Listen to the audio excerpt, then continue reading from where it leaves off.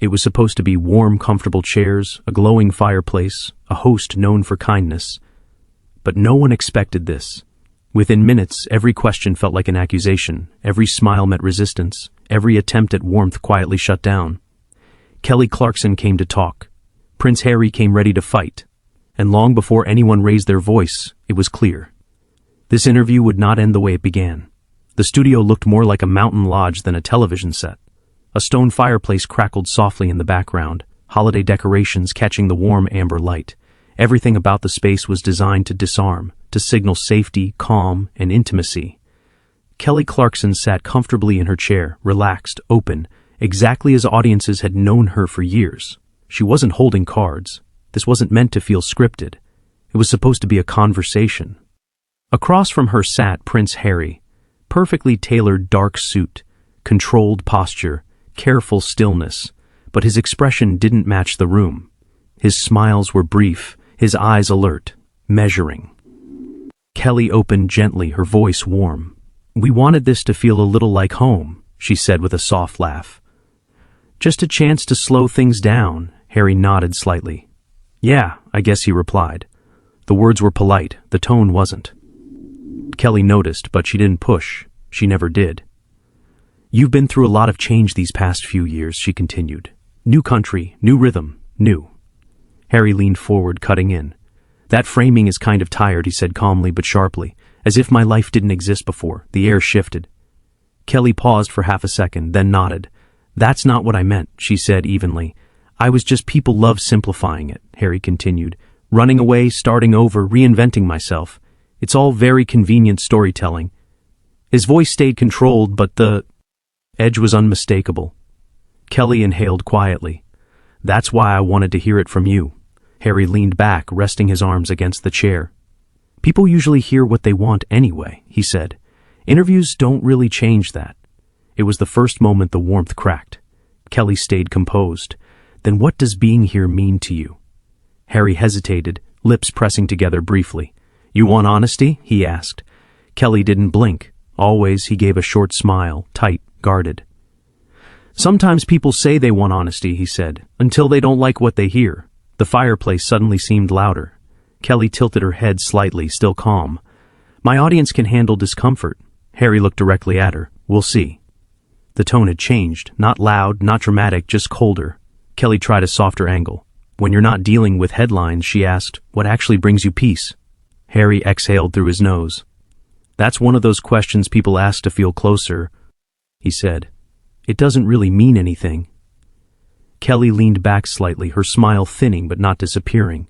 "It means something to people watching," she replied. Harry's jaw tightened. "Not everything needs to be shared." For the first time, the conversation stopped feeling like a dialogue. The room was still beautiful. The lighting still warm, but the atmosphere had changed. Kelly adjusted her posture, instinctively recalibrating. "Okay," she said gently. "Let's talk about purpose then. What matters to you most right now?" Harry didn't answer immediately. His eyes flicked briefly toward the floor, then back to her. "What matters," he said slowly, "is not being boxed into narratives that make other people comfortable." The message was clear. Kelly nodded, thoughtful but cautious now. "I hear that," she said. Harry didn't respond. The silence lingered longer than expected, and in that quiet moment, Kelly realized something important. This wasn't going to be a friendly conversation that slowly opened up. This was going to be a conversation she would have to survive, and they were only minutes in. Kelly sensed it now, the invisible wall. It wasn't anger, it wasn't outrage, it was something colder, detachment. She shifted slightly in her chair, grounding herself, the way experienced hosts do when a conversation starts slipping off its intended path. "All right," she said gently. "You mentioned narratives. That word comes up a lot when people talk about you and Meghan." Harry's eyes lifted instantly.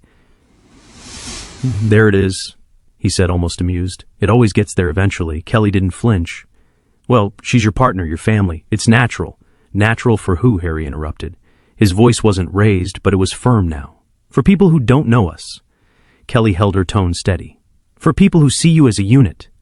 Harry leaned forward, elbows resting lightly on his knees. "That's exactly the problem," he said. "We're not a brand. We're not a product. But interviews like this always circle back to packaging." The word hung in the air. Kelly nodded slowly. I'm not trying to package anything. I'm trying to understand. Harry smiled again, but this one carried a hint of condescension. With respect, he said, understanding usually comes with assumptions attached. Kelly exhaled quietly. Okay, then let me ask it differently. She paused, choosing her words carefully. When you look back at the decisions you've made, the ones that changed everything, do you feel peace about them? Harry's jaw tightened. Peace, he repeated. That's another loaded word. Kelly tilted her head slightly. How so? Peace implies there was chaos of my own making, Harry replied. As if I woke up one day and decided to disrupt everyone's lives, Kelly responded calmly. I didn't say that, but that's the implication, Harry shot back. It always is. The temperature in the room dropped another degree. Kelly crossed her legs, still composed, but the ease was gone now. Harry, she said softly, I'm no tea here to argue with you. Good, he replied, because I'm not here to reassure anyone. That landed harder than he probably intended. Or maybe exactly as intended. Kelly studied him for a brief moment, not as a host, but as a person trying to find the right door into a locked room. Then, why are you here? She asked gently, but directly. Harry didn't answer right away. The fire crackled, the holiday lights glowed, the silence stretched. Because people expect me to be, he finally said, and because if I don't speak, others will speak for me. Kelly nodded. That sounds exhausting. Harry scoffed lightly. It's only exhausting if you care what people think. Kelly raised an eyebrow slightly. And do you? Harry hesitated. Just a fraction too long. I care about control, he said. There's a difference. Kelly absorbed that. Control over your story? She asked. Over my life? Harry corrected. Kelly leaned forward slightly, her tone still calm, but firmer now. Control doesn't always mean shutting people out. Harry's eyes narrowed. And openness doesn't always mean being exploited. The exchange sat heavy between them. Kelly softened her voice again. You know, my show is built on conversation. Sometimes messy, sometimes emotional, but always human. Harry leaned back, arms resting against the chair. And yet, he said, even here, I can feel the expectation that I'll say something comforting, something digestible. Kelly shook her head gently. That's not what I'm asking for. Harry looked at her directly now. Then stop asking questions designed to make me relatable. The sentence landed like a quiet slap. Kelly blinked once. I think people relate to honesty, she replied evenly. Harry's lips curved into a thin smile. Only when it aligns with what they already believe. Kelly didn't smile this time. Harry, she said carefully, do you realize how defensive this sounds? The word defensive changed everything. Harry's posture stiffened instantly. Defensive? He repeated, or Jew? Unwilling to play along. Kelly took a slow breath. I'm not asking you to play, but you are asking me to perform, he said, voice firmer now, whether you realize it or not. The room felt smaller. Kelly shifted again, choosing not to push back emotionally. Let's slow this down, she said. Nobody here is attacking you. Harry looked around the room briefly. Attack doesn't always look aggressive, he replied. Sometimes it looks polite. That was the moment Kelly realized the tone had truly shifted. This was no longer about misunderstanding. It was about resistance. She straightened slightly. All right, she said calmly. Then tell me what you don't want from this conversation. Harry didn't hesitate this time. I don't want sympathy. I don't want validation. And I definitely don't want therapy disguised as daytime television. The words were sharp. Too sharp. Kelly's expression changed. Not angry, but wounded. This isn't therapy, she said quietly. It's conversation. Harry shrugged. Feels like interrogation with better lighting. A producer behind the camera stiffened. Kelly held her gaze on Harry, steady and unwavering. Then let me be clear, she said. I'm trying to meet you where you are, but right now it feels like you don't want to be met at all.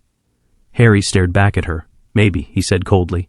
Because every time I let people close, they decide who I am for me. The silence that followed wasn't awkward. It was charged. Kelly nodded slowly, her warmth dimmed but not gone. Okay, she said. Then let's talk about responsibility.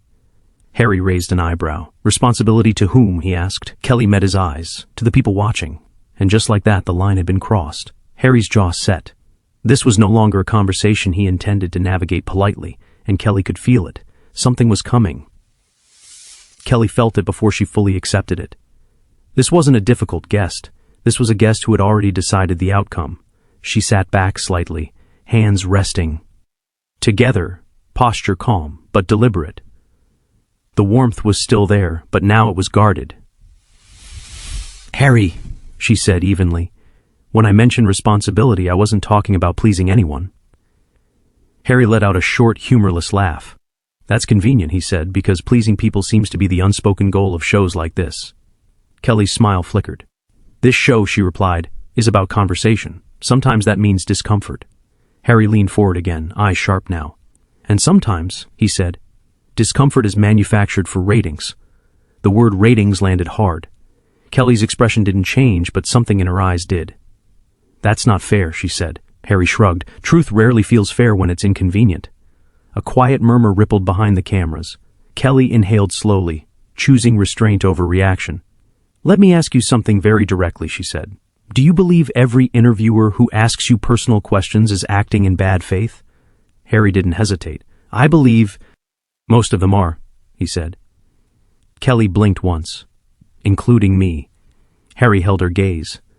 "I believe you came in with an angle," he replied. "Whether you admit it or not, that was it. Not an explosion, not a shout." But the room shifted. Kelly straightened, her tone firming. "Not angry, not emotional, just clear. I didn't," she said, "and implying that I did is unfair." Harry tilted his head slightly, unimpressed. "Then maybe you should ask yourself why it feels accurate." Kelly's smile disappeared completely. "Harry," she said calmly, "this is the first time in this conversation that I'm going to say this." He waited. "You're being dismissive," she continued. "Not guarded, not misunderstood." "Dismissive," Harry scoffed. "I'm being honest." "No," Kelly replied gently but firmly. "You're being combative." The word hung in the air. Harry leaned back, folding his arms loosely. "Ah," he said, "there it is." Kelly frowned slightly. "What?" "When the guest stops cooperating, Harry said they're labeled difficult. Why shook her head. "You're not being labeled," she said. "You're being observed." Harry smiled thinly. "Same thing." Kelly paused, then spoke slowly. "You know, I've interviewed people at the highest and lowest moments of their lives," she said. "People who were grieving, people who were angry, people who felt betrayed." Harry listened, expression unreadable.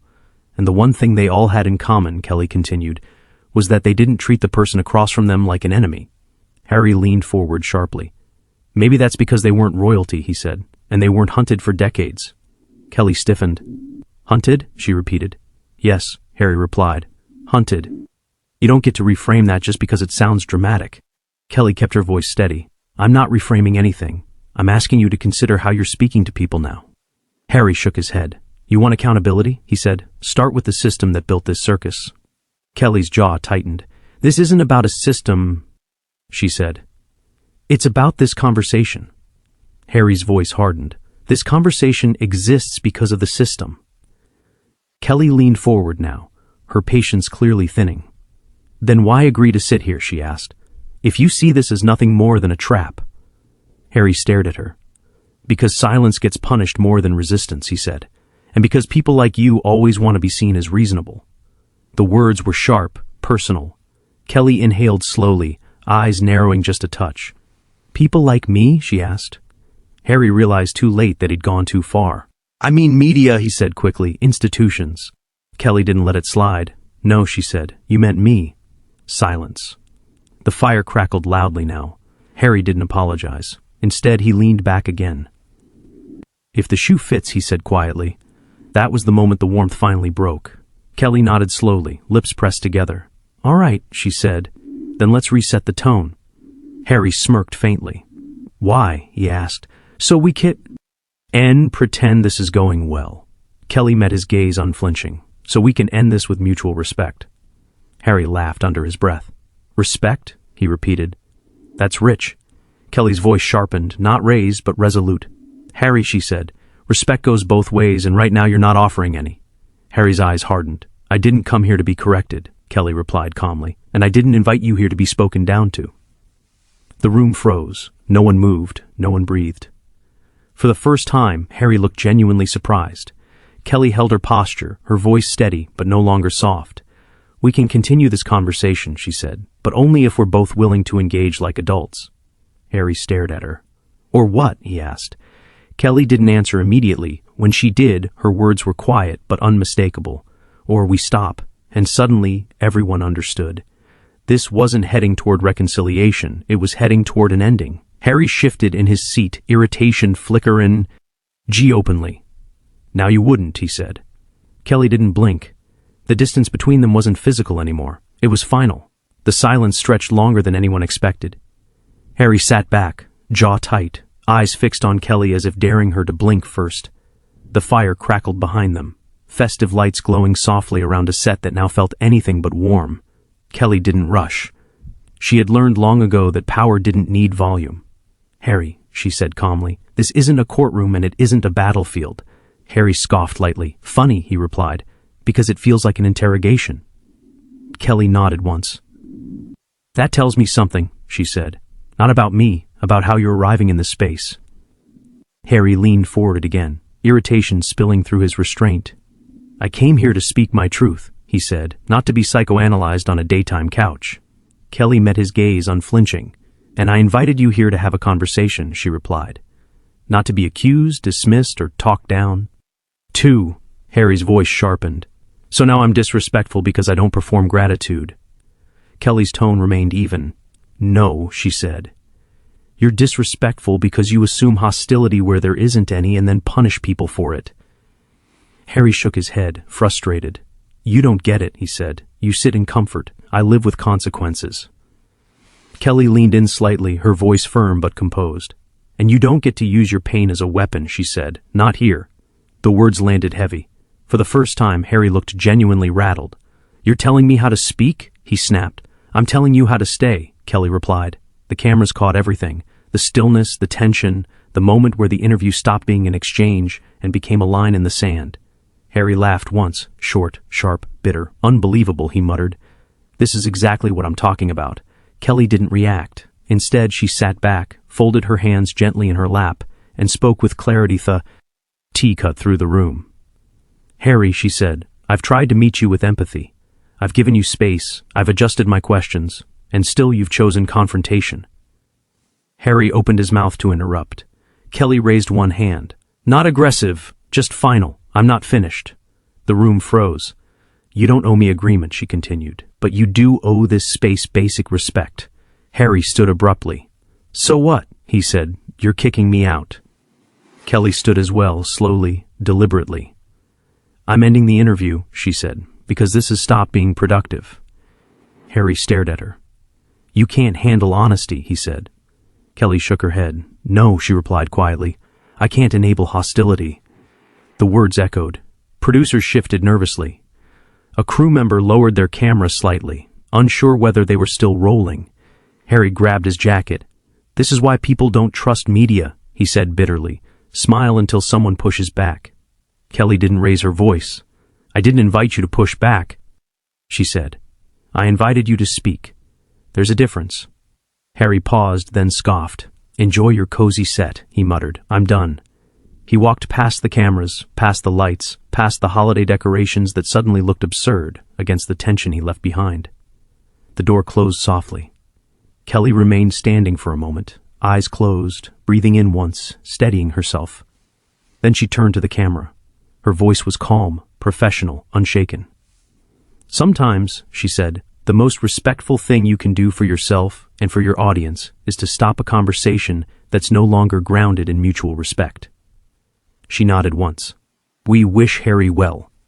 The cameras cut off set. The room exhaled all at once. No shouting, no scandalous meltdown. Just a line drawn and held. And by the time viewers processed what they'd just seen, one thing was clear. This wasn't a walkout fueled by drama. It was an exit defined by boundaries. What started as a warm conversation ended with a hard boundary. As Prince Harry being honest or simply unwilling to listen. And was Kelly right to end the interview when respect disappeared? If you enjoy tense interviews where silence speaks louder than shouting, don't forget to like, subscribe, and turn on notifications for more dramatic real-time moments like this. More conversations, more pressure, more walkouts coming.